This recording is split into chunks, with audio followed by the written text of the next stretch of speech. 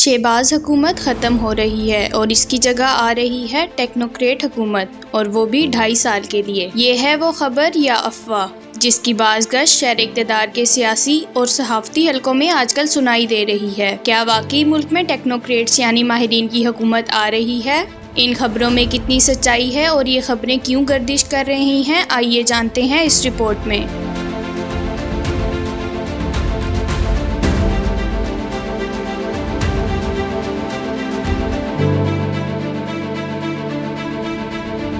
شہر اقتدار کے سیاسی اور صحافتی حلقوں میں آج کل یہ خبر بڑے زور و شور سے گردش کر رہی ہے کہ ملک کے طاقتور حلقے رجیم چینج کا سوچ رہے ہیں۔ کہا جا رہا ہے کہ اس بار حکومت کی یہ تبدیلی شاید پارلیمنٹ کے اندر سے نہ آئے، بلکہ اس کے لیے کوئی دوسرا طریقہ اختیار کیا جا سکتا ہے، ایسا طریقہ جو غیر آئینی بھی نہ ہو اور کام بھی بن جائے۔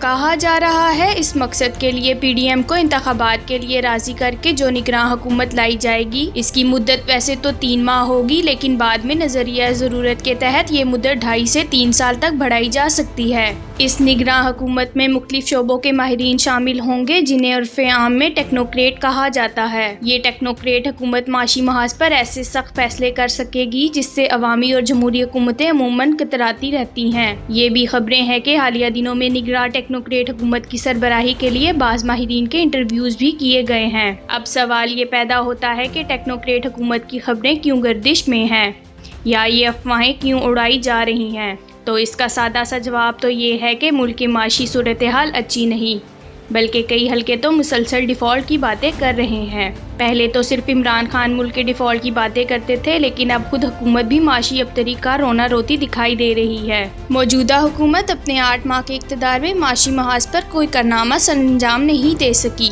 بلکہ اس حکومت کے دور میں مہنگائی اس قدر بڑھ گئی کہ غریب تو غریب، اب امیروں کی بھی چیخیں نکلنا شروع ہو گئی ہیں۔ مفتاح اسماعیل کی جگہ اسحاق ڈار کو لایا گیا، لیکن معاشی جادوگر سمجھے جانے والے سابق وزیر خزانہ بھی اس بار ٹھوس ثابت ہوئے۔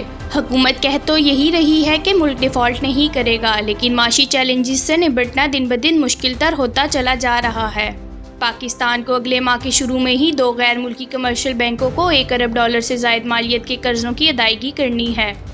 اس کے علاوہ IMF اپنی شرائط منوائے بغیر پاکستان کو پروگرام میں شامل کرتا دکھائی نہیں دے رہا، کیونکہ اس مالیاتی ادارے کی شرائط مکمل پوری کرنا کسی جمہوری حکومت کے لیے خودکشی سے کم نہیں۔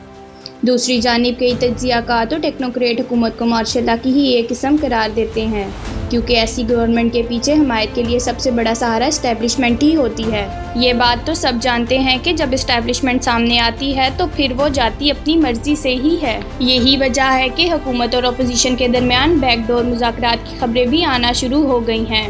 حکومت اور اپوزیشن دونوں جانتے ہیں کہ اگر ٹیکنوکریٹ حکومت آ گئی تو ان کے لیے مزید مشکلات پیدا ہو جائیں گی۔ یہی وجہ ہے کہ فواد چودھری نے واضح کر دیا کہ شہباز حکومت کو غیر آئینی طریقے سے ہٹایا گیا تو PTI اس کی مزاحمت کرے گی۔ اب ٹیکنوکریٹ یعنی ماہرین کی حکومت کی خبریں درست ثابت ہوتی ہیں یا محض افواہ نکلتی ہے، آنے والے چند دنوں میں واضح ہو جائے گا۔